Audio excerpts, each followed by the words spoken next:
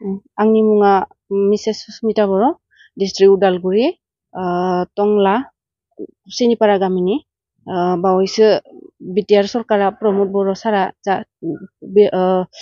टिचारनि थाखाय एपइन्टमेन्ट होलांबाय। बेयाव आङो मोननो हादों एलपि एसिस्टेन्ट टिचार हिसाबै।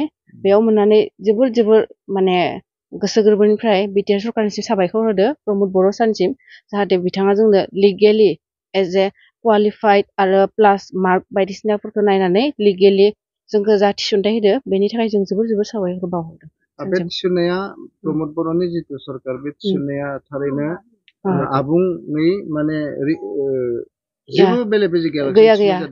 आंनि बायदिबा जेबो बेले बेजे गैया। जों एग्जामखौ होबाय, होनायनि उनाव बिसोर जोंखौ आरो भेरिफिकेसन लाफिनदो, जोंनि अल डकुमेन्ट चेक खालामदो। आफ्टार सिलेक्शन बिसोरो जोंखौ जोंनि as a cut off mark wise जोंखौ सेलेक्ट खालामदो एज ए लिगेल। दा मैखोमै बिसोरखौ बाख्नायगोन बा सोरखौ बाख्नायब्ला जों सरकारखौ जोबोर साबायखर बावगोन, जाहाथे बेबायदिनो आरो इन फिउचारबो बिथाङा बेबायदिनो लिगेलि गासैखौबो जाहाथे थिसनथाइ होयो। आरो प्लास आरो बर' मिडियाम स्कुलफोराव आरो जा भेकेन्ट दङ बेफोरखौ आरो लोगोसे नायसननानै बिथांमोना आरो निउलि जाहाथे भेकेन्ट होबावो आरो जा क्वालिफाइड जाना थानाय बिथांमोनखौबो आरो थिसनथाइ होफिनो, बेखौ आसा खालामो। एक्सुवेलि एग्जामा जादोंमोन 1 year सिगाङावनो जादोंमोन, बहुत गोबाव जादोंमोन नालाय, ओंखायनो एसे डाउटबो दंमोन माला थिसनथाइ होगोन माला माबागोन माने। बेखौ जा गोबावनिफ्राय जों गासैबो टेट क्वालिफाइड स्टुडेन्टफोरा नेनानै दङमोन।